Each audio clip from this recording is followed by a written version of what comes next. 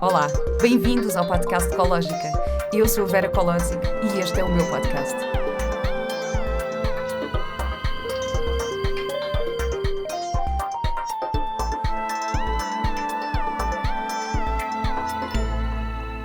Olá e bem-vindos a mais um episódio do podcast Ecológica. Hoje tenho comigo uma convidada que já era para ter vindo há muito tempo estamos a tentar combinar isto, mas eu acho que a vida sabe o que faz e, portanto, as coisas acontecem nos momentos em que têm que acontecer. Estou aqui com a Lisa Joanes, estou super contente de ter cá e também estou muito contente porque tenho uma grande novidade, que é o podcast Ecológica está quase a fazer 3 anos, agora em abril, e por isso eu decidi fazer um episódio de podcast especial ao vivo este mês, portanto estou super contente com isto. As informações estão todas no link da bio do Instagram e, claro, se fores subscritor da newsletter provavelmente já tens esta informação. Se ainda não és, convido-te a subscreveres à newsletter, porque assim ficas a par de todas as novidades em primeira mão. E estou aqui com a Lisa, que é homeopata, que é autora de vários best-sellers, que viajou à volta do mundo, que é mãe de 6 filhos do mesmo homem.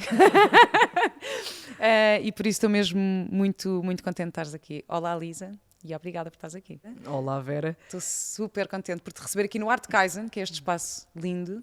Muito bonito. Tive assim, eu acho que é lindo porque Deus, a vida, traz-nos sempre na altura certa e até na altura certa porque eu parei o carro à porta. É lindo, não é? Lindo. Porque realmente até nisso fazes-te sentir, olha, boa.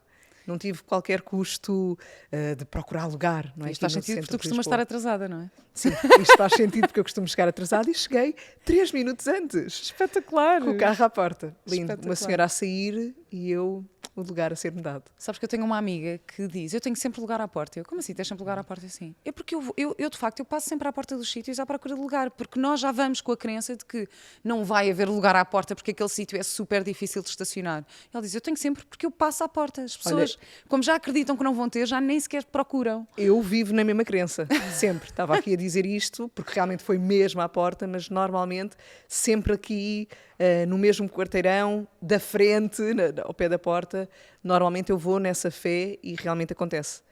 E não desisto. Se tiver que dar mais uma voltinha, ele aparece na mesma. Às vezes é isso, como tu estás a dizer, as pessoas já não acreditam, então nem sequer se movem nesse sentido. Eu acredito.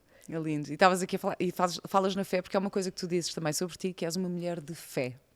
O que é a fé para ti? Qual é para ti a melhor definição de fé? Olha, até hoje não sei se realmente tem uma definição, mas é algo que se sente muito, que se sente e que se vive. Porque tu confias de tal ordem que já nem pensas nisso, não é?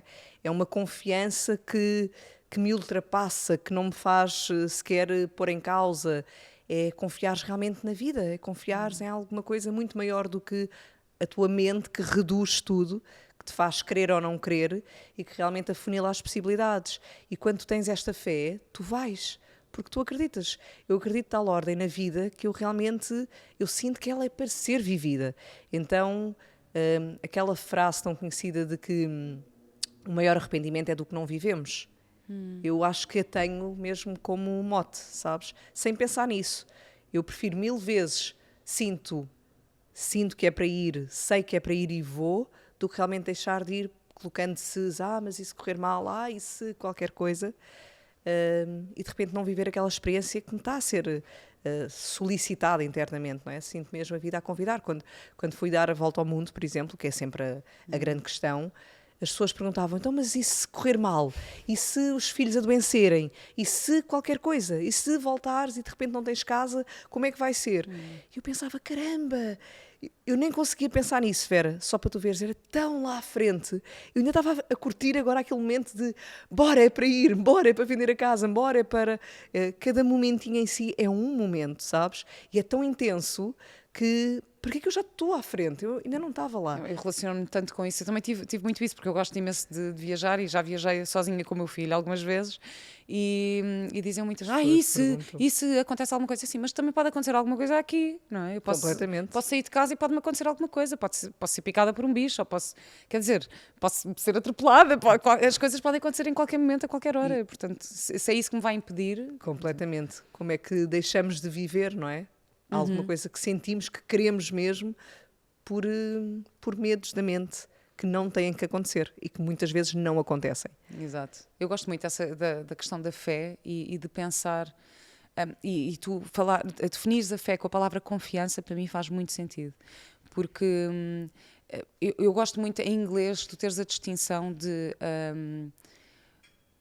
confidence e trust. Ou seja, confidence é aquela confiança que tu tens em ti, naquilo que tu és e não sei o quê, mas trust, tipo, é aquela confiança que tu tens no mundo, não é? Nas pessoas à tua volta. E eu adoro a fé estar relacionada com esse trust, não é? Com esse, olha, já que estamos a falar nisto, está-me a vir aqui uma coisa que eu acho que pode ser muito gira.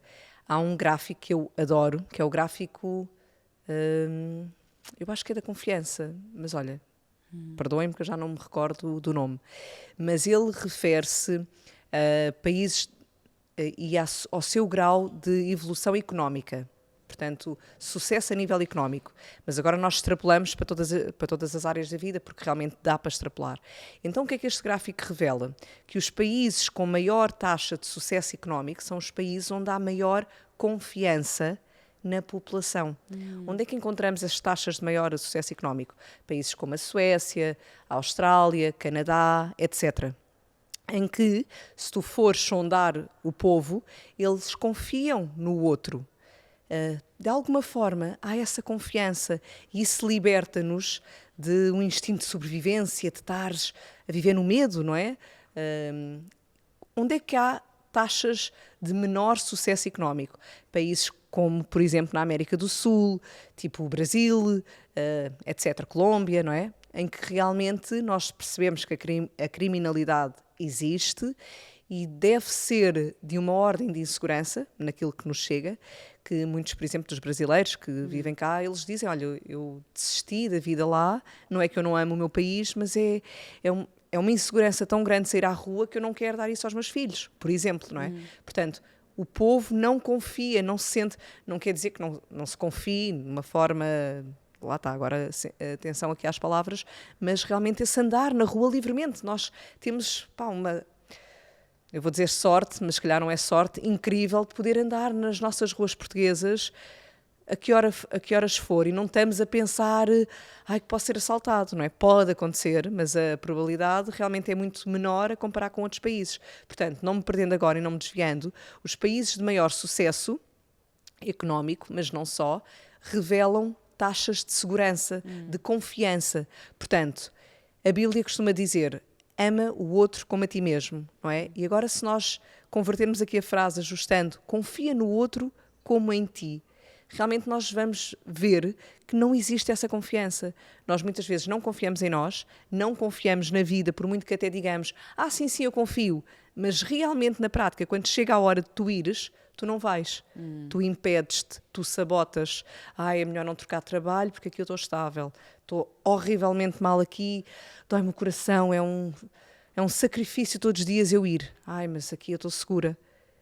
O que é isto, não é? E isto, no que é que se traduz? Esta falta de fé na vida, esta falta de fé em ti e realmente que és merecedor ou merecedora de teres outras oportunidades porque tu própria te dás, ou não?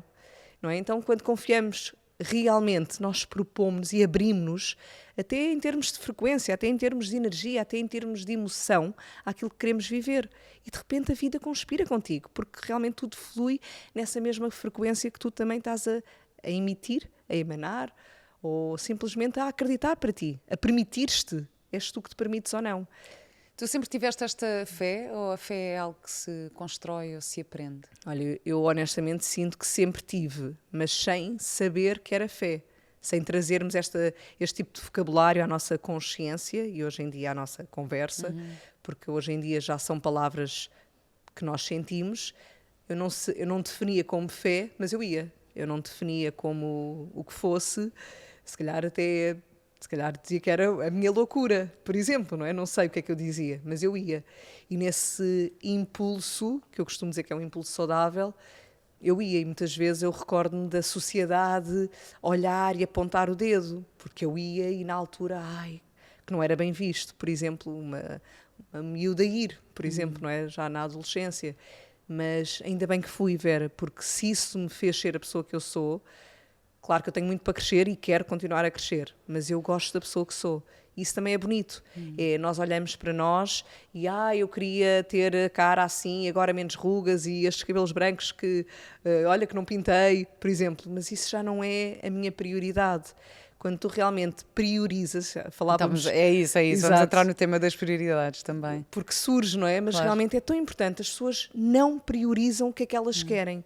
Então, se calhar andamos assim, tipo barca à deriva, sem realmente definirmos o que é prioridade para nós. Então, mas antes de entrarmos no tema das prioridades, tu achas que a fé, imagina, uma pessoa que não acredita em nada, não tem fé, não confia, pode aprender a ter fé? Completamente. Como?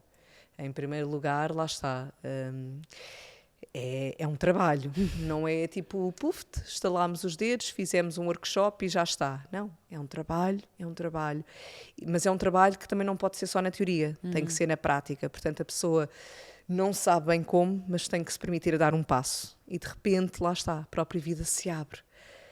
Eu não me lembro agora o que é, mas sabes quando... falta-me mesmo o que é, mas olha, até por exemplo um rio, quando tu atiras uma pedra e de repente há um efeito. O ripple effect. Pronto, lindo. E realmente quando tu dás esse passo, mesmo a medo, mas vais, de repente abre-se. E de repente dás outro passo e abre-se mais ali.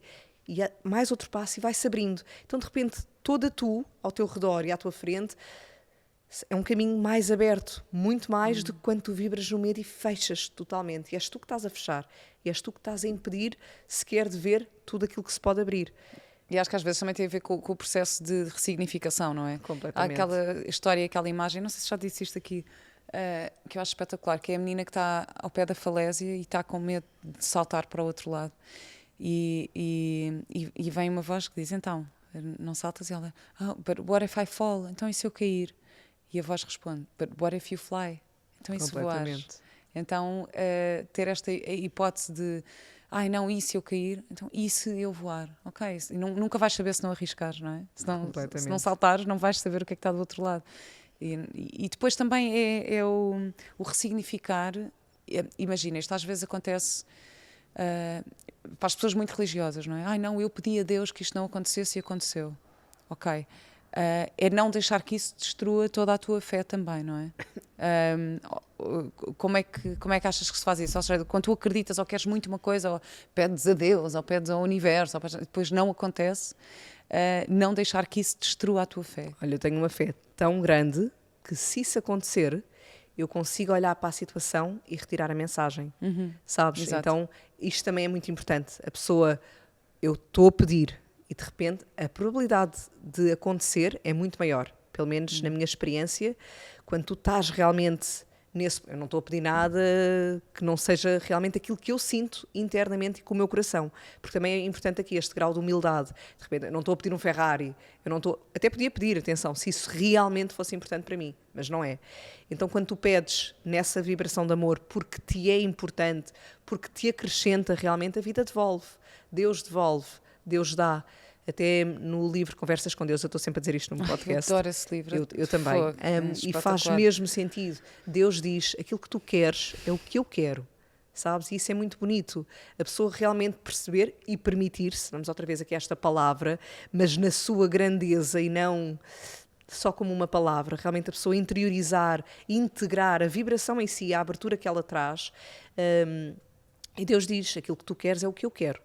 É o que eu quero para ti. Só que o que é que tu queres? Às vezes as pessoas ainda nem sequer se aperceberam realmente no mais profundo de nós o que é que nós queremos. E então, voltando aqui a esta questão, quando eu peço e de repente não acontece, ok, espera, qual é a mensagem que ainda está aqui para ser integrada, não é? E é muito importante então dares este passo atrás, em vez de entrares na raiva, na revolta, afinal, contestar tudo, afinal isto não existe, ou abalares a tua fé. O quão grande é a tua fé.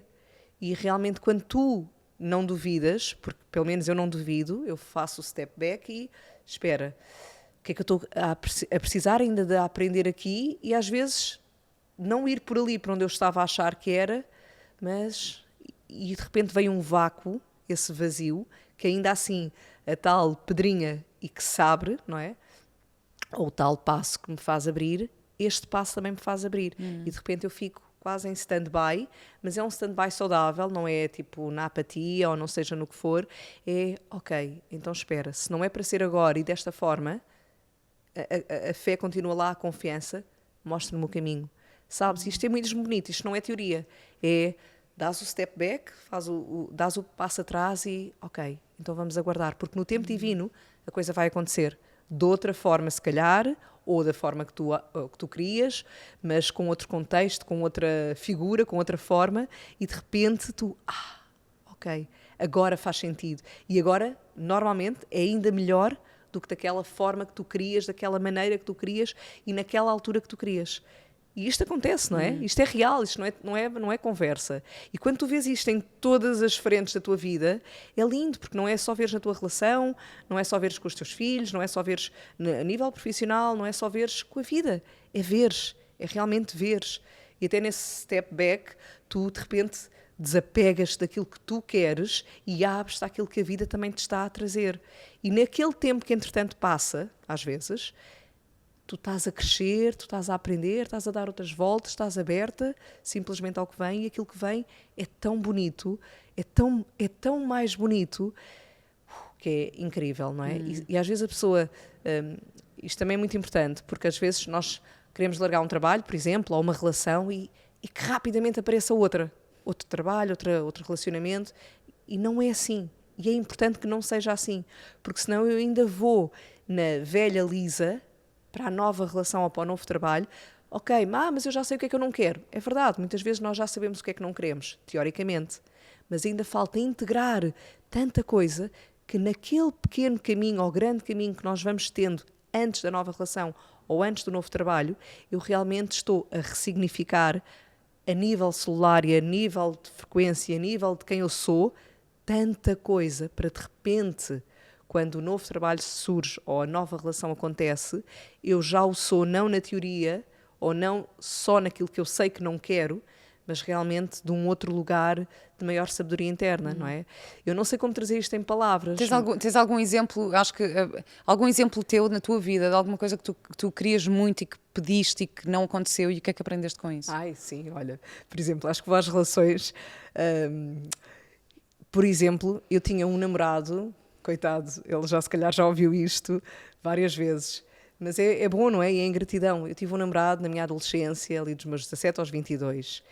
Ele teve sempre a acabar comigo. Sim, na verdade tens o mesmo namorado há 20 anos. Há 20 anos. Mas antes deste meu namorado, sim, tive este meu ex-namorado, e eu estou sempre a contar esta história e ele certamente se calhar já ouviu e está tudo certo. Ele não deve contar a história da mesma maneira, porque cada um depois tem o seu prisma. Eu digo que ele teve sempre a acabar comigo e eu sempre fazer de tudo para que ele voltasse, sabes? E aquilo era desgastante, por um lado, mas quando ele voltava eu ficava super feliz, porque eu acreditava que era o homem da minha vida, e que era o homem que eu queria e que ia ser o pai dos meus filhos. Portanto, eu quis, e eu pedi. Lembro-me de uma vez estar a chorar compulsivamente no meu quarto, com a Nossa Senhora de Fátima à minha frente, e eu a dizer, pá, por favor, se Deus fez-me ter outra pessoa e ele outra mulher, troca, por favor, porque eu quero que ele seja o meu homem. Não aconteceu, não é? Pronto, estou a dar um exemplo de alguma coisa que eu pedi, e eu naquela altura pedi com tudo, acredita Vera, pedi com todo o meu coração, mas lá está, a vida sabe bem melhor do que nós onde nos quer. E não era para ser por ali, porque senão se calhar eu não tinha 6 filhos, se calhar ainda não tinha filhos, não tinha dado a volta ao mundo, se calhar não era escritora, se calhar não era nada daquilo que hoje em dia eu sou e que sou, graças a Deus, com muita alegria, não é? Portanto, a vida sabe bem melhor do que nós. Não ofereçam resistência e lá está, passo atrás, abre o espaço e o tempo, porque de repente vem outra coisa muito melhor. E estavas a dizer que estavas com a Nossa Senhora de Fátima, a tua fé está relacionada com a religião? Não necessariamente, mas eu tinha ido, se calhar um ano antes, ou assim, a Fátima, e não sei porquê vim com a Nossa Senhora de Fátima. És religiosa? Tiveste uma educação religiosa? Eu tive uma educação católica, sim, acho que quase todos nós, não é? Mas hoje em dia, não me considero católica, se bem que sinto a presença de algo superior, não é? Trago o contexto de Deus, mas não necessariamente com a figura católica, como fomos habituados. É mais assim, no universo, na energia, alguma coisa mesmo superior, num amor incondicional que se sente. não é? Que se sente, e portanto essa fé também está relacionada assim, mas não necessariamente com a igreja, com a forma humana que a igreja trouxe. Bom, mas então eu pedi muito e não foi. E tivemos sempre a acabar e a começar, e a acabar e a começar, até que um dia eu senti, pá, chega mesmo. Eu tenho que colocar na balança ele ou eu, finalmente, não é? Passados 5 anos eu coloquei-me a mim e senti, não, eu agora tenho que ser eu. Tenho que escolher-me a mim, mais do que escolher a ele. Então foi quando eu pus... Esse é um passo tão desafiante, eu tão acho. desafiante. Porque é mesmo aquele passo... Porque acho que eu, pelo menos na minha experiência, vivi muito na crença de que pôr-me a mim em primeiro lugar era ser egoísta. Então não vou... eu não quero ser egoísta porque eu quero ser boa pessoa, não é? Mas eu quero ser boa pessoa, portanto não me vou pôr em primeiro lugar. E esse é um passo... E é incrível, Lisa, porque mesmo mulheres e homens mais velhos e mais velhas que ainda não conseguiram dar esse passo. É verdade, é o que estavas a dizer, ressignificar até este nível. Porque realmente aqui há uma cultura muito associada, não é? De que és egoísta se tu estás a colocar em primeiro lugar. Mas neste caso eu acho que toda a gente nós já estamos, como sociedade também, a chegar a este ponto de consciência de que, caramba, se eu não estiver bem, como é que eu vou dar, não é? E portanto, se eu não me colocar em primeiro lugar, até neste sentido, em termos de uma relação, eu não posso gostar mais do outro do que gosto de mim. Lá está, amo ao outro como a ti, não é? Então se eu não me amar a mim primeiro, minimamente, pelo menos, para eu estar bem, como é que eu depois também tenho a capacidade de dar na relação? Claro. Eu estou a ler agora outra vez o livro da comunicação não violenta, que é espetacular. E há uma história muito boa que é de uma... Sabes aquela coisa que nós dizemos, eu tenho de, porque para a minha família, eu tenho que trabalhar para ter dinheiro para a minha família, eu tenho que cozinhar todos os dias porque os meus filhos não sei o quê, eu tenho de... Estás a ver esse foco de eu tenho. E então é uma mulher que está num workshop com o Marshall e que está a dizer, não, mas há coisas que nós temos mesmo que fazer. Eu todos os dias, eu tenho que chegar a casa, eu tenho que cozinhar para a minha família e eu detesto cozinhar, eu odeio cozinhar. Ele, então, mas já tentaste pôr-te à frente e dizer-lhes isso dessa maneira? E ela fica a pensar naquilo e depois chega a casa e diz, meninos, a partir de hoje eu detesto cozinhar, eu não vou mais cozinhar. E a reação dos filhos foi, espetacular, a minha mãe não vai estar a reclamar a refeição inteira de como ela detesta cozinhar. Completamente. E ainda agradeceram, estás a ver? E então, de repente, anos e anos e anos de um hábito, de uma crença de que eu tenho de fazer alguma coisa, a partir do momento em que ela se pôs em primeiro lugar e disse, eu já não vou fazer isto porque eu não gosto de fazer isto, e toda a gente à volta agradeceu. Sim, e aqui há muita coisa implícita, não é? Porque, repara, o facto de comunicares a tua verdade abre espaço para que eles, teus filhos, ou seja, quem for, também ganhem esse espaço para se comunicar em verdade. E de repente, o facto de não cozinhares, se calhar até abre espaço para alguém que ama cozinhar ir ali. Claro. Ou de repente atribui-se. Olha, eu na minha casa tenho uma tabela que nós vamos consultar quem é o dia hoje de fazer o jantar. E os meus filhos fazem imenso o jantar. jeito ter esses filhos todos, Lisa, porque Exato. de facto, olha, dá uma variedade nas refeições. Completamente. Mas isto é real, sabes? E às vezes a pessoa anda em suplício. Olha, eu como mãe, eu sou mãe de 6 filhos, tenho que cozinhar para todos. Não tenho, não é verdade. Eu não gosto de cozinhar, eu até podia ser esse exemplo, mas eu já comuniquei desde sempre. Então, quando eu me proponho a cozinhar, que é raro, mas quando eu faço, ok, então olha, o que é que eu quero ir comprar para eu ir cozinhar hoje? Portanto, eu vou a esse lugar e abro esse espaço em mim. Mas quando é a vez dos outros, eles também cozinham e também chega. E de repente isso é um hábito que se adquire. Lá está, vamos lá ressignificar até os nossos contextos dentro da nossa casa. Porque depois lá está, não é só na teoria, é chegar à prática e ir fazendo. Sempre a limar tudo, não é? Porque de repente aqui agora já funciona, vamos fazer para o outro lado e para o outro e para o outro e para o outro, e a vida tens sempre coisas para fazer e para ir recompondo, e de repente as idades dos teus filhos mudam e as dinâmicas também têm que mudar. Portanto, nós estamos sempre... Quais são as idades dos teus filhos? Diz lá para quem não sabe. Então, vou por ordem decrescente.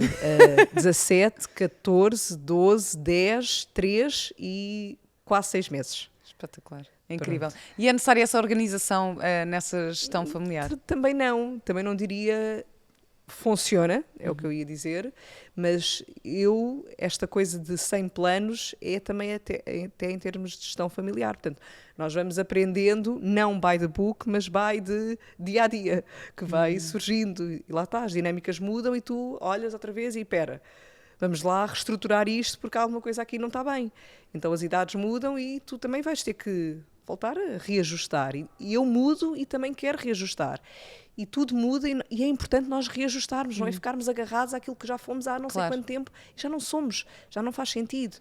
Bom, e então, voltando à história, eu pedi, não foi para ser e de repente, quando eu finalmente me escolhi a mim, eu fechei o meu coração e saí desta relação de tal ordem magoada, Vera, que eu disse para mim própria, eu não quero mais amar nenhum homem, nem ninguém, não é? Eu não quero amar ninguém porque no início é tudo muito cor-de-rosa, isto era a minha expressão, é tudo muito cor-de-rosa, mas passado um tempo, de repente é que tira o tapete dos pés. Mas aí, quando tu já não estás à espera, porque de repente já te entregaste, de repente já, sabes, já puseste o teu coração quase na mão do outro.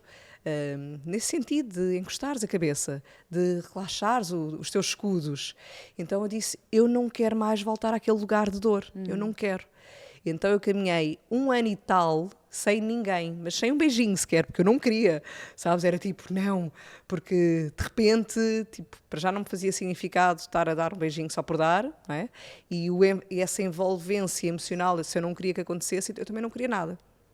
Então, nesse ano e tal, em que eu não quis ninguém, eu fui em busca de mim.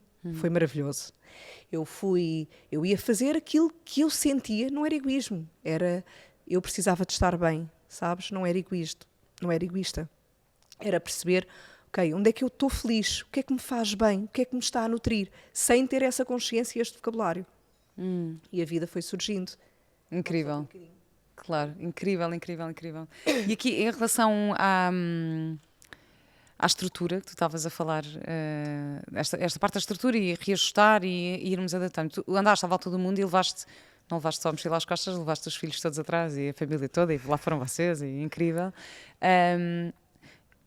Como é que se cria estrutura numa experiência dessas? Neste ano e meio, eu sabia o que é que não queria, não é? E honestamente, se houvesse algum ponto, algum tipo de homem de característica que eu queria, era um homem que fosse humilde, que realmente fosse companheiro, que realmente fosse meu amigo também, sabes? E ao mesmo tempo em que crescesse comigo, em que eu crescesse com ele, em que eu realmente pudesse confiar. Andamos aqui à volta da confiança, não é? E da fé. E de repente a vida pôs-me esse homem, que é o meu marido, à minha frente. Mas eu dizia, não, mas eu agora não quero. E ele foi persistindo e persistindo, e eu dizia não, e não, e não. E a amizade foi-se instalando, o companheirismo foi acontecendo, toda a dinâmica, fomos crescendo, de repente ele começou a fazer meditação, eu acho porque sentia o desafio de como é que se conquista esta mulher, eu queria tanto e ela tipo diz que não e está tão fechado ao amor, como é que eu consigo de repente demovê-la?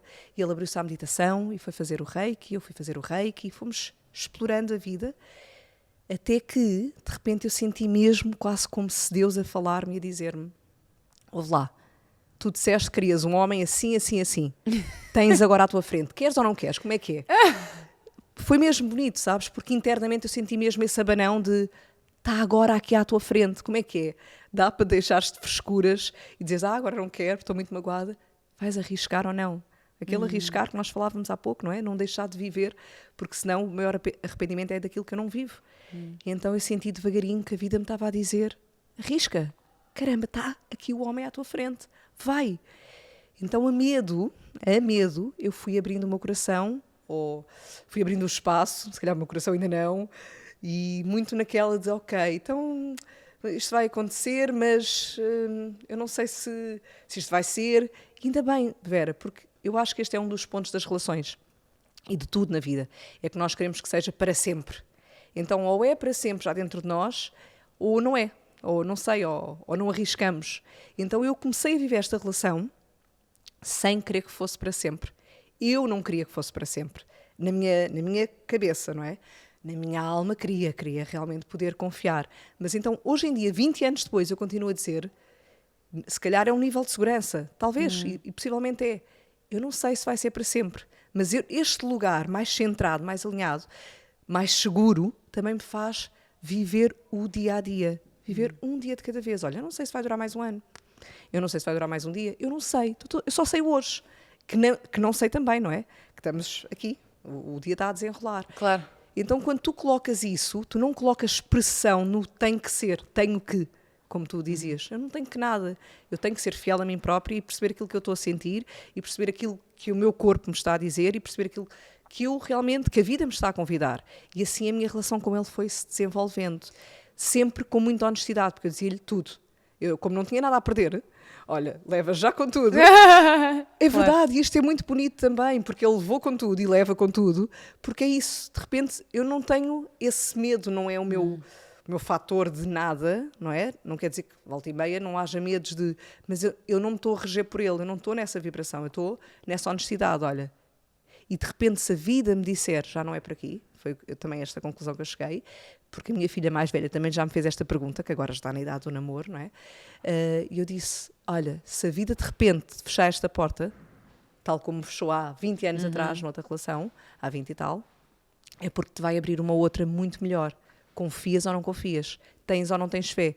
Ou vais ficar sozinha, mas porque essa posição vai ser ainda melhor também, vai-te acrescentar, vai-te desenvolver outras ferramentas internas que tu não tens. Se calhar a independência, ou que tu podes limar melhor, não é? Podes trabalhar mais nesta vida. Então, seja o que for, estares em fé, realmente confiares e saberes que eu não preciso ir ao lugar da dor, que podes experienciar, como é óbvio, que vai fazer parte, mas eu posso ir ao lugar a seguir de, ok, se vier esta dor, se vier este tipo de dor, não ficares pela dor, não a aprisionares em ti, mas abrires o tal espaço para veres o que é que a seguir pode ser construído internamente. O que é que ok, então, bora vida, mostra-me o caminho uma vez mais. E a nível da estrutura, mesmo da estrutura familiar, ou seja, andares de um lado para o outro com a família toda e viver numa comunidade na Índia, viver... como é que se faz isso? É com as rotinas? É com... É sem como rotinas e é neste ponto de eu não sei o amanhã, vamos viver hoje. E isto não é racional, sabes? E como é que isto é para as crianças em si? E eu pergunto isto porque eu acho que, pronto, é uma generalização, mas acho que os portugueses, no geral, sim, é uma generalização com julgamento, faz parte, às vezes temos que fazer estas coisas. Que acreditam que precisas de raiz e de estrutura, não é? Que precisas de estrutura, que vais viajar com os teus filhos, que loucura, não, coitadinhos, se acontece alguma coisa, mas... Daí a minha pergunta. Olha, já me colocaram essa questão quando eu dei a volta ao mundo e eu fui a este lugar e ainda vou a este lugar. Ainda me é a resposta honesta. Portanto, é que eu vou trazer, que é a melhor estrutura que eu lhes posso dar não é esse tipo de estrutura. É realmente, se calhar, a capacidade de adaptação, a capacidade de libertação, a capacidade de serem eles. Porque em contexto clínico, não é? Porque eu trabalho em contexto clínico, aquilo que eu mais vejo, Vera, é pessoas que não sabem qual é o seu lugar, que não sabem quem são, quem é que querem ser, que não se escutam, que não conseguem se adaptar quando de repente a vida muda, quando a dinâmica muda, quando os filhos crescem, quando a relação acaba, quando o trabalho já não as realiza, porque de repente sair desse lugar, que supostamente era a estrutura, e agora? Não, eu tenho que manter-me aqui, eu tenho que agarrar tudo isto. De repente tu queres manter uma estrutura que já não faz sentido, porque não te permites continuar nesse movimento. A vida é movimento. As células, se ficarem estagnadas, a energia se estagnar em nós, gera, não é, somatização, nós já sabemos isso. Se não houver movimento interno também, nem na vida externa, os próprios átomos, eles para criarem relações, eles têm que ceder eletrões, não é? Uns cedem, outros ganham, e assim forma-se uma molécula. E a vida é assim, nós estamos sempre nesta constante troca, neste constante movimento. Se eu quiser agarrar uma estrutura, de repente aquilo já não me faz sentido a mim, se calhar já não faz sentido aos miúdos, lá está, se calhar estamos nós nessa dinâmica que tu trouxeste como exemplo, a mulher a fazer todos os dias aquela coisa, porque é aquilo que acredita que tem que ser feito, eu tenho que levar os miúdos, eu tenho que fazer, e isto eu tenho que... O que é que eu estou a dizer aos meus filhos nas entrelinhas? Tu tens que, sobrepõe tudo o que tu tens que a ti. Não interessa o que é que tu queres, o que é que tu sentes, o que é que te faz feliz. Tens que alimentar o que a sociedade dita. Mas algum deles alguma vez te disse, não mãe, eu quero mesmo claro. Ficar no mesmo sítio, estou farta de andar de um lado para o outro, quero ficar no mesmo sítio, quero Sim. ter essa estrutura. A minha filha mais velha, por exemplo, ela viveu, aliás todos viveram os 5 anos na Índia, mas ela, como é a mais velha, foi a que viveu mais estas dinâmicas todas. E de repente, mais 1 ano e meio a dar a volta ao mundo, e de repente, agora muda de casa, agora saímos de Cascais, vamos para a Ericeira. Portanto, está sempre a desconstruir tudo. E ela dizia, mãe, mas é que eu já estou numa idade, Atenção que não foi com gentileza, mas a colocar isto na mesa, a dizer, já estou numa idade, eu quero os meus amigos, eu quero ficar, eu não quero mais ir. Não é? Portanto, ela dizia isso, ela contestava. Mas hoje em dia, Vera, a miúda que ela é, que é incrível, digo-te mesmo, não deixa de ser uma adolescente, mas é uma miúda que tem a espiritualidade dentro dela e no seu vocabulário, que o seu prisma já é o meu prisma, não é? Tipo, neste sentido, não é a extensão de mim, não quero trazer isto para aqui, porque também não acredito que seja por aí. Mas a consciência dela não é de uma miúda, por exemplo, não era eu com 17 anos. Ela já tem outra visão, não é? Já tem outra sabedoria, já tem uma capacidade de se adaptar muito maior do que, se calhar, tantos outros miúdos que ficaram na escola, fechados 8 horas dentro das mesmas paredes ou do mesmo recinto. A visão dela é muito Eles estavam em maior. homeschooling? Fizeram muitas vezes homeschooling, ela fez também um ano Waldorf, fez outro ano Montessori, na Índia, outras vezes homeschooling na praia, outras vezes homeschooling no avião, onde era. Exato. Essa adaptação era necessária, porque de repente elas tinham também algo a cumprir. Mas qual era a prioridade, sabes? Não era a estrutura. Como é que foi a tua infância? Era super... Foi normal, foi a dita normal da sociedade. No que é que isso impactou a tua forma de ser enquanto mãe? Pá, não sei, eu era feliz na escola, honestamente eu não fui... Não só em relação à escola, mas no geral, na tua forma de ser enquanto mãe. Mas eu não era tipo alguém que até achasse, a escola era uma seca ou qualquer coisa. Não, eu era feliz. Era aquele contexto que eu conhecia. Felizmente eu era feliz e sentia-me bem e felizmente tudo correu bem.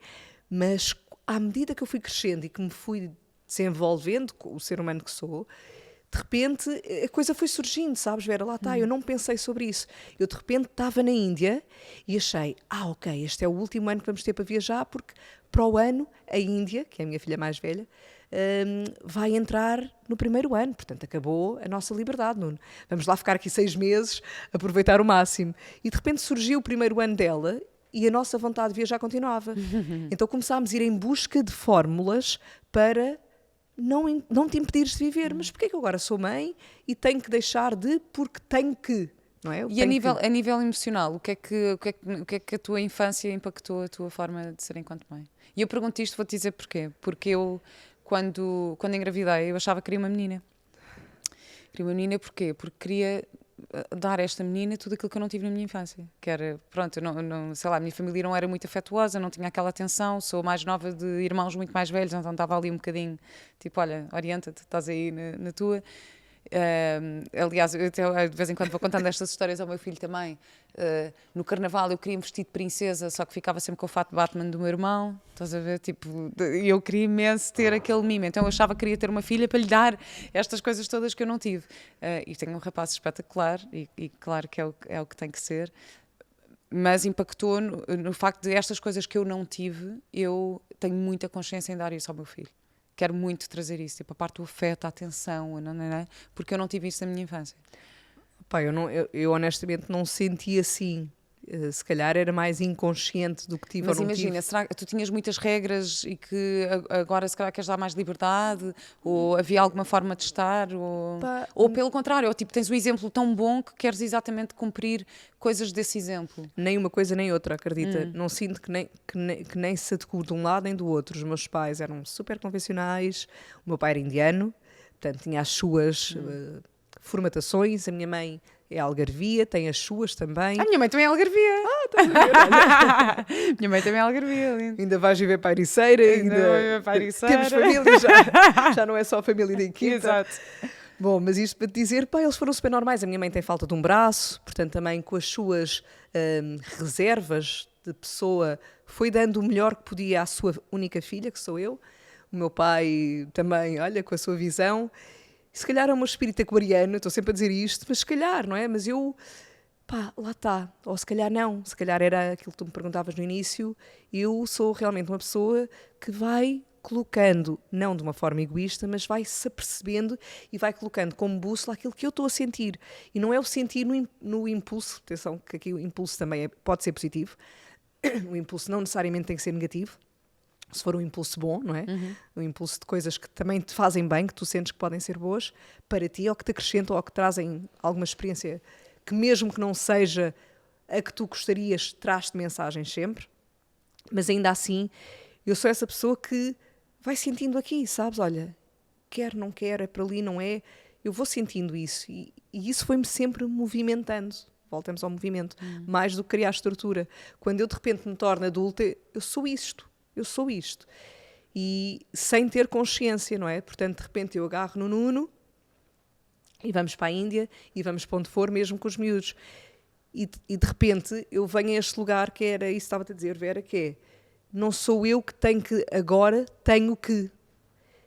Eu posso olhar para a vida e perceber que fórmulas, que soluções.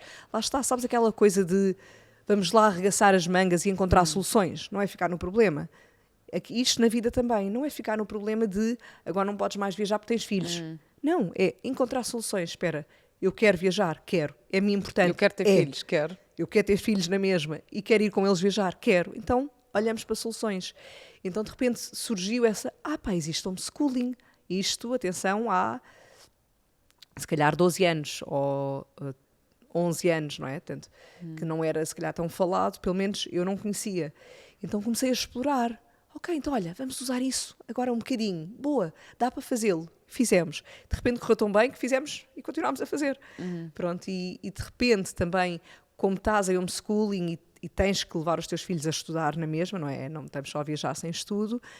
De repente tu também te colocas num papel que eu também não pensei, não fui eu que pensei, olha, agora vou ser professora dos meus filhos, mas surgiu essa dinâmica e essa necessidade. Então, uma vez mais, soluções. E a nível de princípios e valores, portanto, tens estes princípios da escolha e da liberdade, quais são assim os teus principais princípios e valores enquanto mãe? Olha, para mim é muito importante a humildade mesmo, sermos humildes ao ponto até de nos perguntarmos a nós próprios o que é que eu estou a sentir, o que é que eu quero, não é? O que é que eu quero ser? E sintonizarmos-nos aí, não ficar no ontem, ficar nesta consciência, expandir esta consciência, portanto, esta humildade até para nos escutarmos, e muito o seres feliz, trazer isto aos meus filhos também, a fé, como é óbvio. Esta consciência de ser feliz é muito importante porque nós às vezes somos movidos por o emprego que é bom ou que pode dar boas saídas profissionais e eu, por exemplo, enquanto homeopata ou toda a minha vida, honestamente, Vera, eu nunca fiz nada convencional. Isto é incrível ser dito, mas é muito bonito porque de repente, olhando agora, como também não era convencional, se calhar de repente não tinha tantas saídas, mas também não tinha tanta concorrência. Trazer isto aqui mesmo até neste ponto.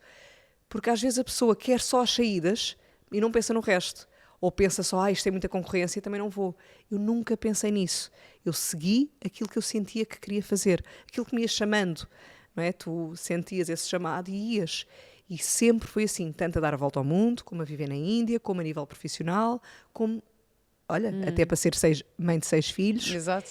E isto leva-te numa fluidez e num lugar muito mais leve na vida. Claro. Leva-te mesmo, não é? Tu ires bebendo da própria vida e ao mesmo tempo, nesta dinâmica que vai acontecendo, é tudo na alegria quase de criança, que é, olha, sabes, e não é tonto dizer isto, é mesmo, de repente, a vida surpreende, olha, o lugar à porta, boa, eu já esperava ter na rua, mas mesmo à porta, obrigada, sabes quando agradeces?